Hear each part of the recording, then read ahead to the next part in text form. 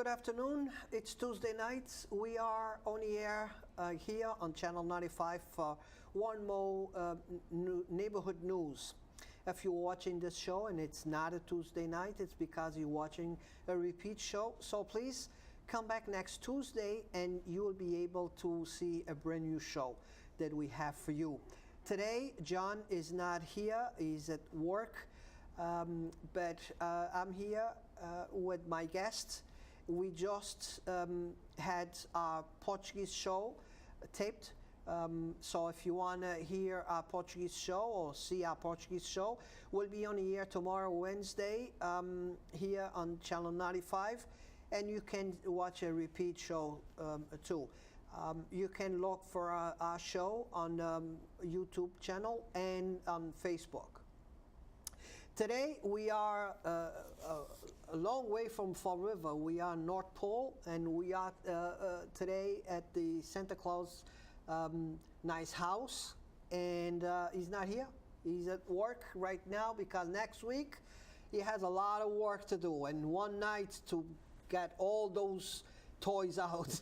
Now he isn't having us help him make those toys, is he? No. That would be a disaster, Gabe. So tonight, my guest is Gabe Andrade. He's from the Fall River School Committee. And he's packing his bag because he's on the last 2 weeks of his... 3 weeks, actually. 3 weeks? Yes. But like you were saying on the last show, he already did his last meeting, so he's all set. He's pretty much wrapping up. Gabe, I just learned that you were born in Fall River. Yes. And I congratulate you because you speak very well Portuguese, even being born in here. Thank you. And the reason that's for? Oh, well, my mother was born in the Azores in São Miguel, and my father, while he was born in the United States, in Taunton actually, spent 10 years in São Miguel. It was actually during the Depression, and my grandfather took the family back to São Miguel, so my father was there for 10 years. My mother was a very shy woman. She had difficulty, not so much difficulty in learning English, but she was afraid to speak because she was afraid that she would make mistakes and that people would make fun of her or whatever. So she never really spoke well, even though she probably understood a lot more than most people thought. But at home, for that reason, and also because my father wanted us to maintain the language to at least some degree, we spoke Portuguese only. In fact, I remember one time when my aunt, who was my father's sister, and she was considerably younger than my father, used to speak English to me, and he was actually got angry with her and told her, no, here we speak Portuguese. Mm-hmm. And he spoke English well. Yeah. So you have family. You still have family members in Yes, I have. I can remember at least one aunt. I think one aunt and several cousins. So. Did you visit? Well, we went. Believe it or not, we went we visited her a long time ago, in 1974. My father had wanted us to go back to at least see where we came from. Mm-hmm. At the time, even though he hated it there, because his experience there was just work, and he hated that. But but I went also in just a year ago, actually probably 2 years ago. Mike Rodriguez ran a trip to the mainland Portugal and São Miguel. And so I spent 3 days. Unfortunately, I should have planned it better because I had her address. I should have written her before I went there, my aunt, and I didn't. I got there. We couldn't have there was no phone number that she could be reached at. It was and the itinerary for the trip, it was only 3 days in São Miguel, so we never got to see her, which was a disappointment for me. But. Yeah. What did you thought about St. Michael 30 years after, 40 years after? Uh, there were a lot of changes, most of them good. Back when we went in 1974, there were a lot of houses that didn't even have a functioning toilet, you know, or electricity or whatever. A lot of that's changed. What I couldn't believe was the new system of highways, if you would call it that. I remember when we would land in Punta Delgada. The plane would land in Punta Delgada, which is on the southern part of the island. And then my grandmother was alive then, and a couple of my aunts lived in Puvação, which is to the east, but also on the southern coast. If we wanted to go to my grandfather's village, which was Rabo de Peixe, which was on the northern part of the island, you had to essentially go around the whole island to get there. It took quite a while to get there. I can't remember exactly how long. It might have been as long as 2 hours to go around the perimeter of the island. Well, there's a route straight now from Punta Delgada that goes due north. I remember taking that trip when I was there, and the tour guide said, "You're now in Rabo de Peixe." Rabo de Peixe was like 15, 20 minutes.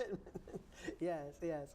And it's unbelievable the change back in 1970s. Dr. Mota Amaral, he was the president, and he held that seat for 30 years or over 30 years, and he did nothing in 30 years. Pretty much, he did nothing in there. Then after we had one more president that served, I believe, 4 years, and then Carlos Cesar took over, and he did a lot for that island, and he really did a lot of work, a lot of good work, and so it's a complete different island, complete different island, and in just 2 years they added, I don't know if 2 years ago, yeah, it was already done. They add for the cruise ship. Right. In fact, I think I saw a cruise ship there. Yeah. So what happens was the cruise ship, they used to come to dock on the port, and for you to get into downtown, you had to go all the way around. You know, you had to go all the way down and then come around to the Ave, so you could get into downtown streets. So what they did was they built a ramp, and now the ships just dock on the Ave. So when you come out of the boat, you're already downtown. Right. You just come out of the boat into downtown, and it was another good investment. I mean, it cost them a lot of money, but now it made a big difference, because now they can have 10, 15,000 people just spending the day downtown. That's right. You know, right. and very good investments, good ideas. He was a good idea guy. You know, he always looked outside the box, and he did a great job. Now he's on the mainland, so I think he wants get bigger, but he's on the mainland now. What is he in the parliament, or is he in the parliament, or is he out of politics? No, he's still in politics. He's still involved with the PS, okay. Socialist Party. Right. He was ahead of the party for many years, and I think he's looking to get ahead of the party again. So it's people really liked him, and it was one thing that he was very into people, and I remember. I had a show on the radio at the time, and they had like that big hurricane there, and most was Puvação, Furnish that got affected. And I called a cell phone, and I could get through. So I called the house in Punta Delgada. I called the house, and Teresa picked up the phone, his wife, pick up the phone, and I asked, "Where's Carlos?" And she told me, "Oh, he's sleeping at Puvação because of the things there. He's been sleeping there." So, and when I got in touch with him, yeah, he was sleeping on a tent like everybody else, and he was there just helping people just dig out, you know, people, and it was like unbelievable. But that was Carlos. I can see how people would have really loved him. People loved him. People loved him because he was right there where the need was. He was right there. He will leave his white shirt home, you know, and put his work boots and just go to work. But with that being said, and talking about Portuguese, now you are almost done with your work at the committee. Couple of things I want to ask you about this whole thing, and now I think, I don't know if you're living in a perfect time, or if you really would like to be there now that the city is going through so much. We're going to have to deal with the charter. This new member is going to have to deal with the charter. They're going to have to deal with the building of the new high school. Correct. Just those two alone, that will keep you busy. Right, and the charter, as you recall, there's a potential problem there with the Corporation Council. Joe Macy ruled that Josh Hetzler can sit on the school committee for this term. However, I assume that the justification would have been that he ran for election and he was elected on the same day that the charter was approved by the electorate. However, when the next term comes along, as far as the Macy's ruling now, which could be challenged, but he cannot run for a second term. So that's an issue that will be ongoing, at least probably for the next 2 years. Can Hetzler run for another term? The school, obviously, without there's no surprise about this. It could be a tough issue because it involves money, serious money. Let's, and we will talk about the school. Let's talk about this charter.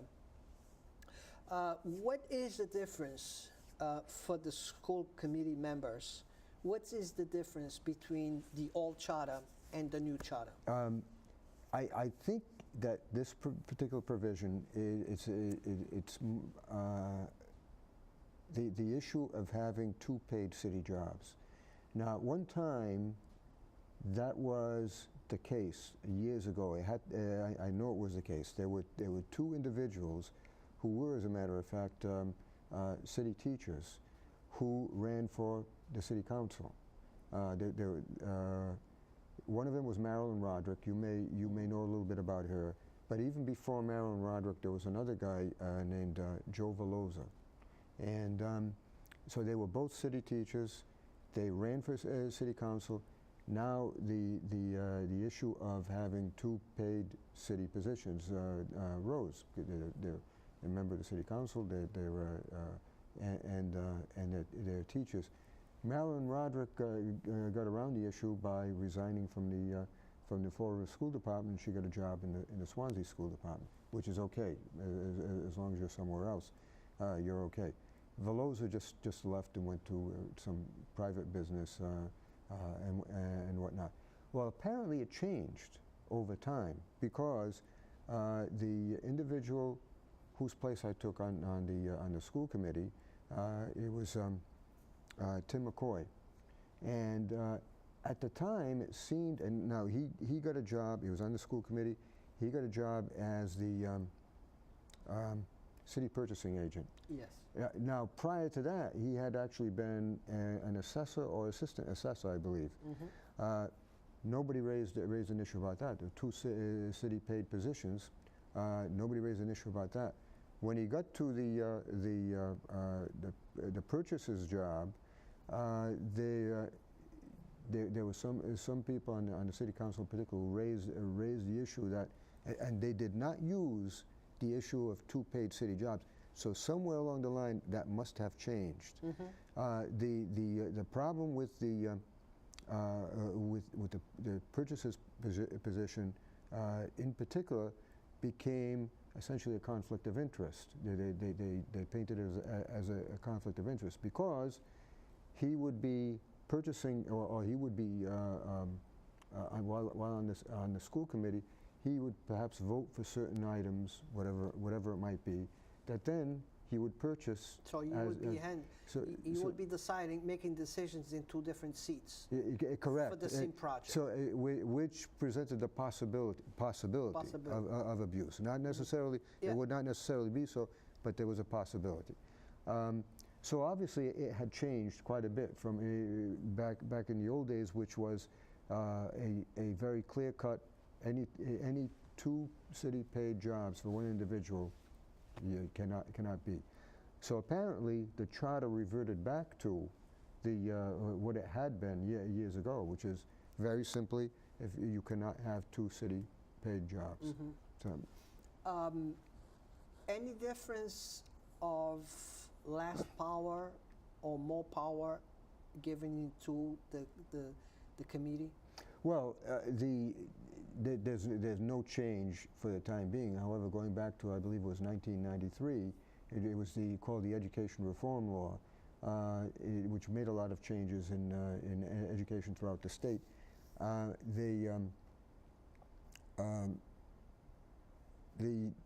The powers of the school committee were restricted quite a bit. The school committee at one time would do its own hiring.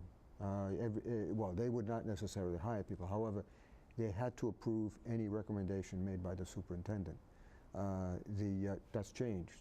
Now the superintendent will hire people and sends that information to us just for our information. Mm-hmm. So we cannot interfere with that process.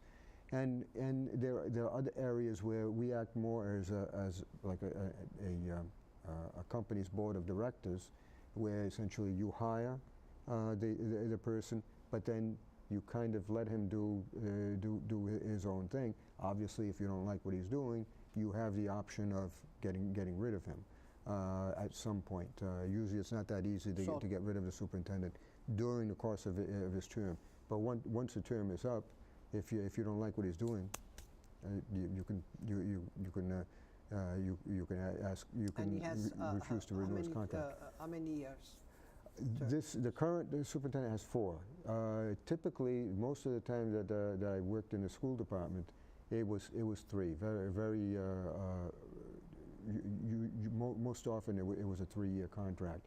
Mm-hmm. Apparently, a 4-year contract has become more popular now, and I think you're limited by state regulations as to how many years. So you can't go a 6-year contract or something like that. They want it shorter periods of time. How was the committee in favor of this superintendent? I think he's very popular with all the current school committee members. He works well with us. There are no surprises. He tells us what is happening. We plan at the beginning of each school year. We plan together what the priorities are going to be for the following year. He listens to us. He talks to us. It's been a good relationship so far in the year and a half that he's been in. You think that we better serve with this superintendent that the previous as of right now, yes. Now you realize things do change. A person who was popular at one time during his career, for whatever reason, may run afoul of the committee at another time. It could be something like this particular superintendent. I believe there was an issue in one of his previous positions as superintendent, where he wanted to close a school. I think it was about a school closing, and it did not go over with a lot of the people and with the committee. And the committee had just changed because there had been an intervening election, and so there were 2 new members who didn't like him to begin with. So sometimes a change of one member or 2 who have different ideas or different. You think they changed their mind now that they've been working with him for over a year now? You think they? As of right now, no. But now you have a new committee coming in. You have 3 new people. Exactly, So yeah. I don't know where they would. But the be. committee that you're serving, they. As of right now, he was still popular with the committee. Just came out on a paper this week that the attending of the teachers' work days will increase. So the teachers are getting, into school. You think that has anything to do with the new superintendent?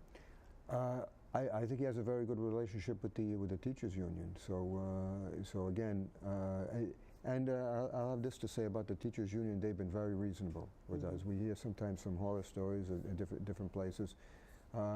Right now, during the time that I've been on the committee, the relationship with the teachers union, the FREA, has been very good. They're reasonable, and what I find is they're not only looking after their own membership, but there's also a partnership of a sort where they really are concerned about what's happening in the district as a whole and what's happening with the students that they have. So it's been a very good relationship with teachers while I've been Very good.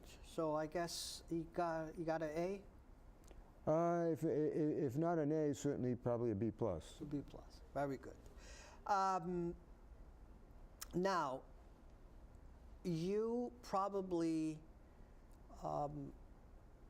gonna miss something that you've been working for a few years, and you're now going to be on the final phase, and that's the new high school.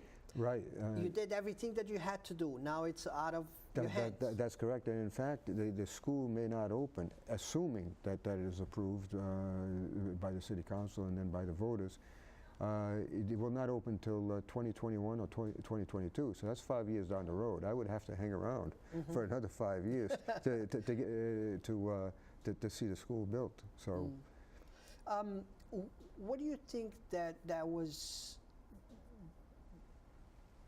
when the board decided that yes, we need a new school? What do you think was the hardest thing to make that happen?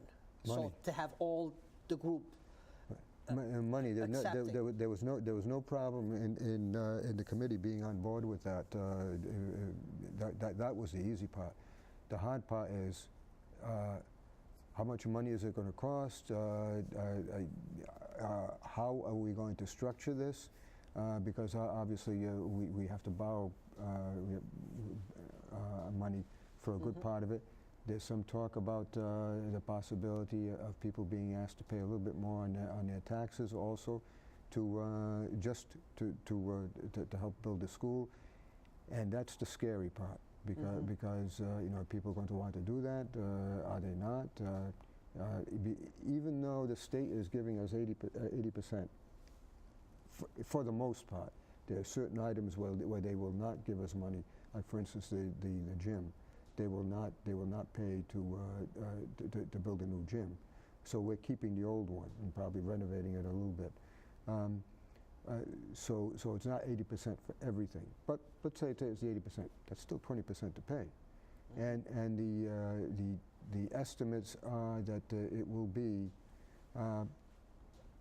I've heard different estimates, and I have not been able. I tried to look it up on the internet to see if I could check these figures. But Mark Costa raised this at the last meeting in November.